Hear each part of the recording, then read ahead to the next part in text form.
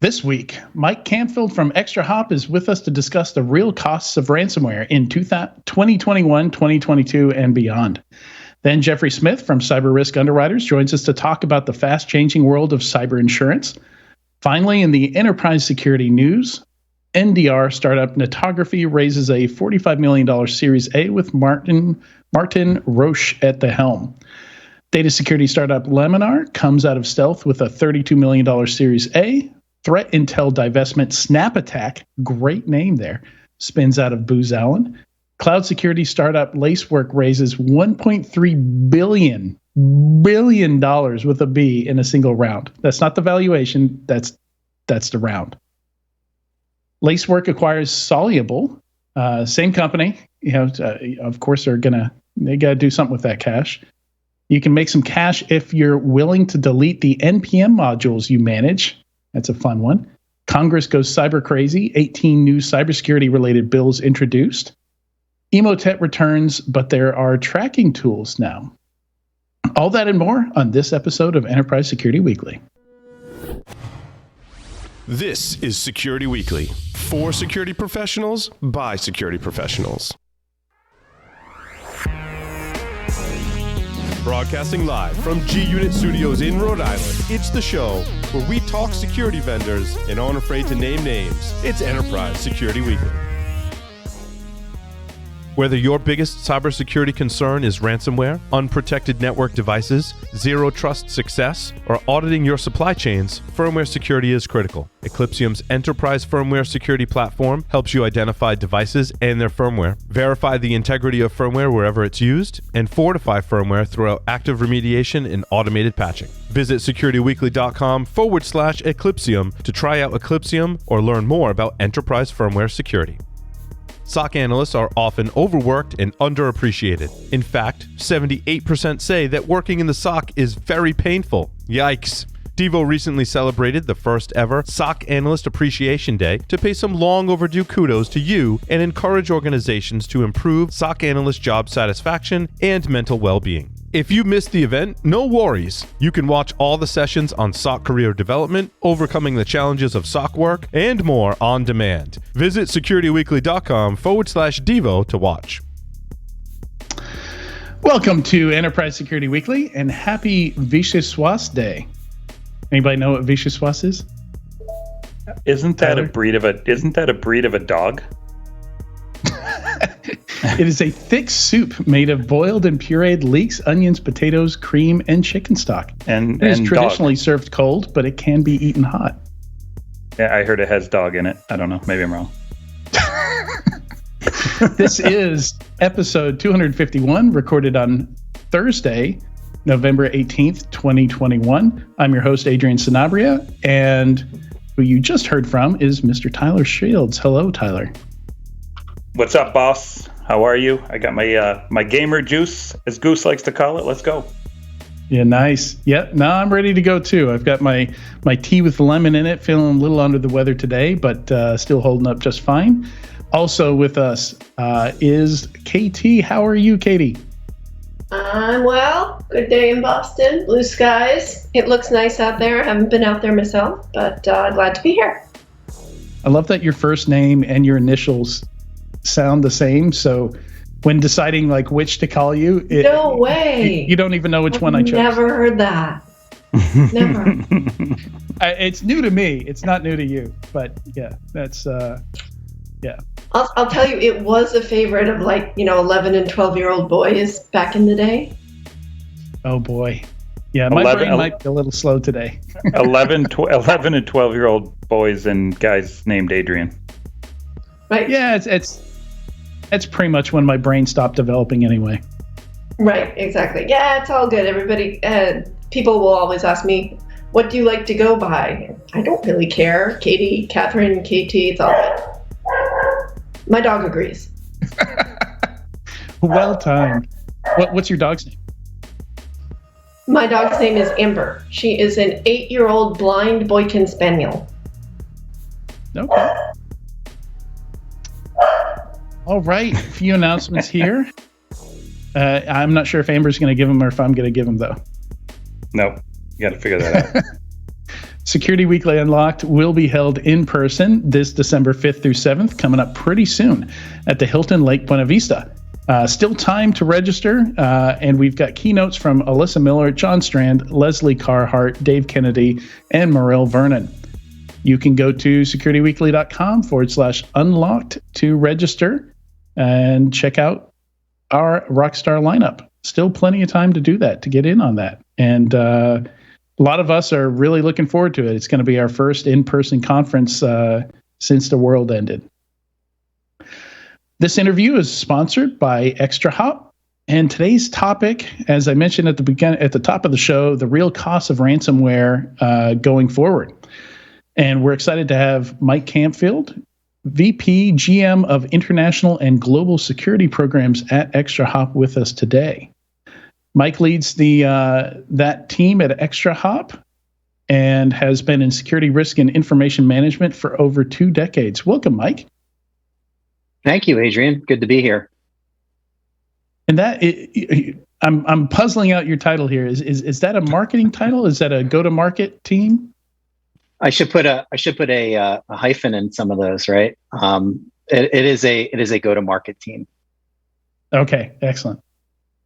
All right, yeah. So the topic today, definitely an interesting topic. But starting out, how did you find yourself where you are now, talking about ransomware? How did you get into security?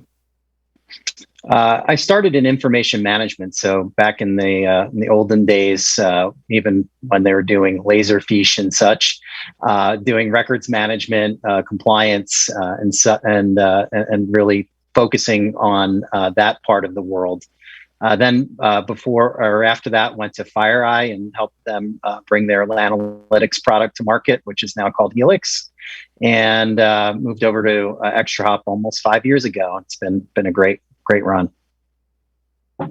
All right, yeah, very interesting. Definitely unsung heroes there. I think we've got a whole show dedicated to compliance and security, but yeah. There's interesting work to be done there. Absolutely, a lot of work to be done there, and usually behind the door in the basement. Yeah. I mean, having your stuff together, having your I's dotted and your T's crossed, it's definitely, we see correlation with companies that have their compliance stuff together. Generally have the security stuff a little bit better together as well. Agreed. So before we talk about the future, let's talk a bit about where we are now with ransomware and extortion. One of the things you and me have been talking about offline is that it's really not an IT problem anymore. And for a long time in InfoSec, we've been kind of clamoring for more attention, for someone to recognize, the kind of problems and the things that can go wrong here. And I think we're there. I think we've got some attention. 100%. Any country you go in, any industry you participate in, it's top of mind for everyone. The ransomware industry is projected to be at 20-ish billion this year. That's a pretty steep increase from I think it was 2015. It was 325 million. So it's about 6,000% increase. I would love to be a part of a business that has that kind of growth. It's obviously not the business that we want to see grow in the world, but it is everywhere. Yeah, and an interesting thing to me about ransomware is for the criminal side of things and even the insurance side of things, it's a familiar design. It's a familiar approach, that we've seen with kidnapping. And really, when this occurred to me the other day, thinking about ransomware, it's kind of like kidnapping with data. It's the leverage for extortion is similar. The way insurance approaches it is similar, and like the negotiations and stuff that goes on. None of that's new. It's been around for well over 100 years, I think. 100%. And obviously what unlocked or uncorked the ransomware bottle was crypto, right? You have the way to make the ransomware payments. You have to meet in the back dark alley somewhere. And then, over the last few years, it's been funded by cyber insurance. And so, we have this, kind of kindling that has fueled this 6,000% growth in 5-year fire. Yeah, and I just saw one of the stories we're going to cover in our news segment today is that Emote is back, which was taken down, I think, a little over 6 months ago by law enforcement. Big effort to take it down, but I guess it was inevitable they bring it back. A lot of money behind ransomware, a lot of R&D, and as you alluded to, it is run a lot like a business. 100%. I mean, it's not only run like a business. They have professional marketing. They look at every part of their business to take the friction out of getting to you, getting the money, and making the transaction happen. They also are collaborative. We in technology and cybersecurity partner a lot. They partner a lot, and take the best and worst of whether it's malware or techniques or tactics, and employ those out as a global enterprise. And it's gone from the ransomware gang to the cartels, or anything else you'd want to think of as a larger organized entity. And that makes it incredibly hard for organizations out in the world when you're trying to defend not only against professionals, but professionals that are really kind of teaming up to win. Well, and what are your thoughts? Another thing that I mentioned at the top of this podcast that we're going to go into in the news segment is all the legislation coming up. 18 bills currently out there, and one of them is trying to make ransom payments illegal. How do you think that's going to go? I mean, like a lot of things in government, probably a little bit bumpy. There's a few different thoughts on this one. Number one, we're already seeing ransomware gangs trying to work around the tactics that governments put in place. So, for example, if there's if there's a limit to the amount of ransom that they can pay, and be considered kind of a certain bar before they're at the level that the government sanctions them, they'll go to $99.99 if it's $100. The other thing, when you look at government getting involved, I think it's going to hurt the end user. If they really do enforce this and people really do adhere to it, and I say really do with air quotes, you're going to hurt the end user. And we've seen whether it's been critical infrastructure, any kind of hospital. We've had patients die in the last year with ransomware. I think there's going to be consequences that they might not expect or anticipate. Yeah. Any questions, Tyler or Katie, before we go into the future?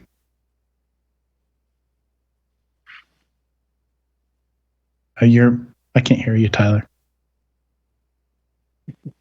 All right, that's called the worst co-host moment ever. So now, of course, you can't even remember your train of thought. Is it even enforceable? Like, how would you even enforce a limitation on the amount to pay? And then I agree with you. The negative consequences on that would not necessarily be against the attacker. It would be much against the victim in that particular case, giving them no potential out, right? So, I think from a financial standpoint, would you agree that it doesn't even make sense to have those types of legislation? And Adrian, for what it's worth, I didn't hear about this legislation, so I haven't read about it, but it just seems counterintuitive to me. Do you agree? Yeah, I mean, that was my take, especially having a $100,000 limit. My first take on it, and I put this into a tweet, was ransomware providers now offering easy, payments, 24 payments of 99,999. Like they're going to find a way around it. They're still going to get it paid. They're still going to get it done, because you just gave them an out with that $100,000 limit. Yeah, it seems like one of the most ridiculous pieces of legislation I've heard come around cyber in a long time, just trying to enforce something like that. It's almost like the, financial limits on transferring of cash. I heard an article this morning about a grandma, an older lady who was fleeced by scammers, and she went into the bank every day or every other day for like a month, pulling out $4,999 or whatever. It was $1 below the limit where the bank had to report it. And she did it every other day for like a month until they cleaned her out of like, I don't know, hundreds of thousands of dollars, right? They just drained her. And it's like, it's 100% unenforceable. So I don't even understand it. And guess what state this legislation came out of, Tyler? Guess what state? I have no idea. I can tell you where that event I just described was Florida. Well, this legislation, the making ransom payments illegal, came out of North Carolina. Oh, what a horrible state. For those of you in the audience that don't know, that's where I live. That's my home state right now. So been here for 20 years. So we make smart moves here, I guess. Sorry, Mike, go ahead. I was just going to add to what was being said. You look at, where college tuition is right now, and you look at where, the cost of it, it's because the government subsidized that, and, kind of put the number out there of how much you can borrow per person and per year. And, it's kind of the same correlation. And, it's never a good thing when you get these kind of regulations, because they kind of set the market, so to speak.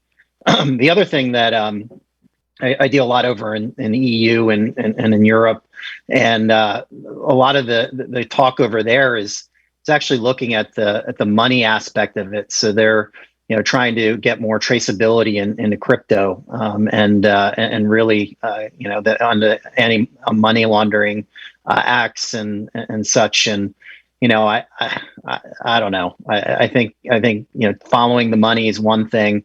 And that might be a little bit more viable than this approach. There's another bill that's being introduced to investigate cryptocurrency's role in ransomware. And, I would speculate that if the US government or any other government tries to regulate cryptocurrency, the attackers are just going to go somewhere else. So it's, chasing a false flag, I think, because they're using cryptocurrency because it's easy right now. If it becomes less easy, they'll just go somewhere else. Well, that's it. And each country's, starting to have their own currency, right? I forget the country. I don't have it in front of me because we're kind of riffing here. But isn't there a few countries out there that are looking to convert their currency over to China? Crypto? Has been for a while, right? Yeah. I thought I read something new besides them as well. There was one that's just going to go all in on crypto, which I thought was amazing. So I guess anybody can do it, like you're saying. Yep. Yeah. So now, kind of going into the future here, Mike, what are some of the trends, some of the things that we're looking at, or should be worried about going into the future with ransomware? I know we've touched on some of it so far.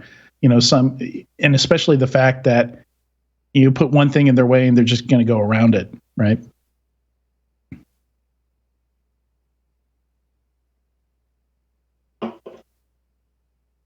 Well, I'll take that one, Mike, Adrian. I think Mike froze.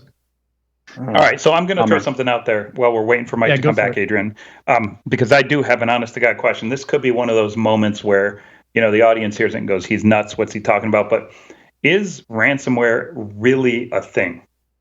Or is it the outcome of what happens when you get successfully attacked? Right? Like, people are offering products around ransomware protection, and maybe now that I believe Mike's back, he can comment on this too. When you're offering products around ransomware, and I think I've said this on the show before, are you really protecting against ransomware in most cases, or are you protecting against a style of attack that tends to result in ransomware? That's a great question. Hopefully I'm coming through okay now. You are. You're back. Am I good? Welcome back. Great. So when we look at ransomware, we lump that at ExtraHop into what we call advanced attacks or advanced threats. And I'm glad you went there because if you look at ransomware or supply chain attacks or any other kind of APT, advanced attacks, certainly they're all very similar as it relates to some will do authentication attacks, some will do brute force attacks. A lot of them come in via certain rats and other traditional tactics, techniques, and procedures. So having an infrastructure that's resilient to advanced attacks should cover you across multiple threat vectors for sure.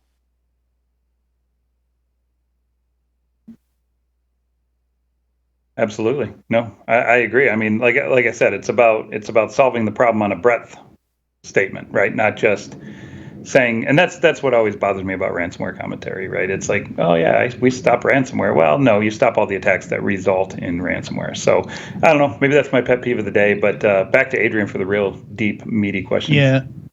Yeah, I mean, that's, you hear me say extortion a lot, and that's the reason. It's because ransomware is often the final stage, step 17, of this attack that really looks like, your typical pen test almost in a lot of cases.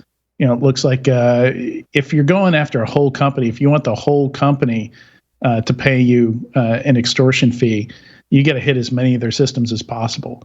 A single piece of malware isn't going to do it in a lot of cases, or at least you can't get to the point where you can get that malware positioned on as many systems as possible with just automated means. You're getting in there, you're manually pivoting into the network and getting the access you need to position that stuff out there.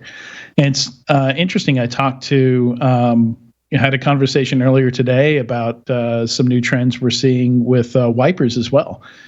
So the idea that ransomware is all around encryption, is something that's been kind of steadily going away as they try out extorting or exfiltrating the data and then using that as extortion, the threat of making that data public, and also just wiping systems, just destroying systems. We've seen attacks in the past where, they'll go after firmware and they'll brick your computers or, brick your network devices.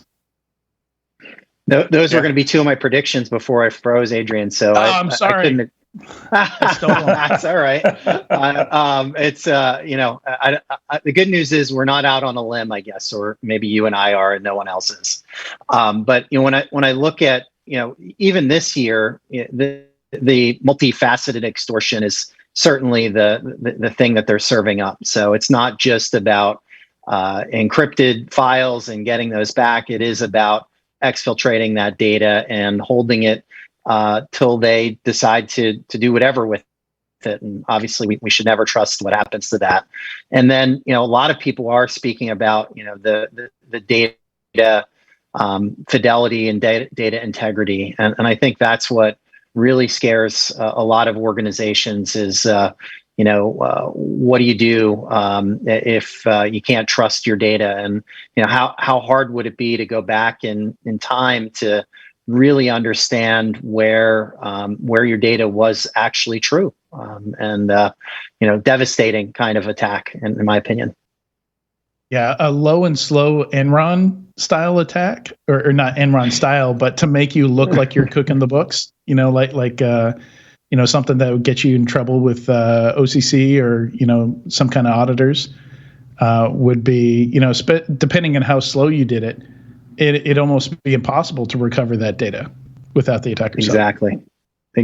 Well, and there's so many blind spots inside of a corporation, particularly with the hybrid attack surface now. You have your data in so many different places and such. There's just the following those breadcrumbs would be really hard. Yeah. So let's shift to some more positive stuff, to what folks can do about some of this. Like we mentioned, it very multifaceted. Our data, our infrastructure is all over the place. What are some of the things that folks can do, Mike?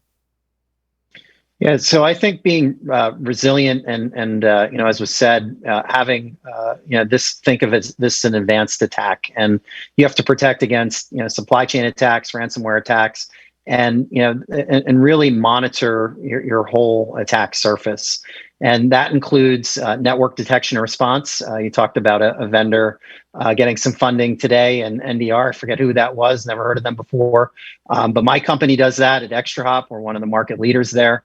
You have your EDR systems that cover your endpoints that they can get to, and then you have your logging and your SIM and data lakes out there. And bottom line is you need complete visibility of your whole environment. This shift to from are you attacked or when will you be attacked to I'm absolutely going to be attacked, and I need to, as fast as I can, find that and recover from that. And I think ransomware is the perfect example of why you need to be fast. This is what organizations really need to be thinking about: a post-compromise situation, and that part of that's obviously technology. And like I said, technologies like mine at ExtraHop can help with that.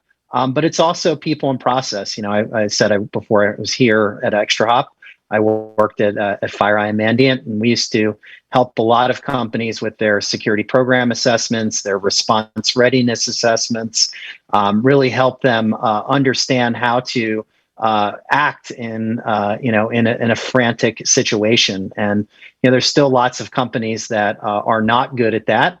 And there's I think the good news, a lot of companies that are really trying to go on and be proactive on that. So I think it's we've been getting better over the last 3 or so years on security maturity, but we still have a long way to go. So I think one of the big questions that's been kind of lurking in my mind with all the DR technologies out there, the EDR, the NDR, the detection and response pieces, is whether or not people are actually able to detect and respond after the beginning of an intrusion. After an attacker actually gets into the organization, is that working? Is this something that's even going to work? Can we detect someone soon enough to respond and stop them before damage is done or before too much damage is done? And I remember asking you this question the other day because I hadn't really heard any good answers to that, but it sounded like you have some good case studies there. We do, and thanks for asking that. When we see fast attacks like ransomware, because they're very virulent and spread quite quickly, we're really proud to say that we have helped many organizations cut those off in the single-digit percentages of infections before it proliferated to their critical assets and their critical infrastructure. And we've done this in companies all around the world. And this is what I'm talking about when I talk about post-compromise and early breach detection. So in the NDR world, we're sitting passively. We're always on. We're scanning every transaction in real time. So once we baseline an environment, and we're able to see what's going on and the deviations for those in real time, operators are able to quickly jump on that, or we see customers automating a lot of our alerting with other containment type tools, whether it be their endpoint or their network access controls or others. And this has absolutely either stopped or slowed down to the point of being able to recover and kick them out in many organizations that we have worked with. The other thing that I would tell you with the DR, and particularly at ExtraHop, where we're focused on, is helping the security operations team at the lowest level. So, if I had $1 for every time I went to a security program leader that said, Mike, I love your technology, and this goes back to even before ExtraHop, and certainly happened a lot more before ExtraHop, where they said, if my team got an alert, they wouldn't know what to do with it. I think a lot of the DR products, and certainly at ExtraHop, we're enabling this new class and new experience of investigation. So I'm able to either automatically take an action, which would contain or remediate, or I'm able to tell level one, somebody that is very new at cybersecurity, exactly what's going on and how to either deal with it or to quickly promote it to their CERT or their higher levels in the security operations. And as I said, it really, security isn't just about technology. It's not just about people. It's people. The mission is to stop threats and eliminate them before you have to pay a ransom or before you have an issue. And that's what ExtraHop and NDR and a lot of these DR functionality kind of companies are focused on. Well said, Mike, and thank you for joining us on Enterprise Security Weekly today. I've enjoyed our chat about ransomware and where it's going. Definitely constant topic, that we're always talking about. My pleasure, Adrian. Thanks, everybody. Have a good one. And make sure you visit securityweekly.com/ExtraHop to learn more. And stay tuned. When we come back, we're not done talking about ransomware. We're going to talk cyber insurance and the impact that these extortion attacks have had on it with Jeffrey Smith from Cyber Risk Underwriters.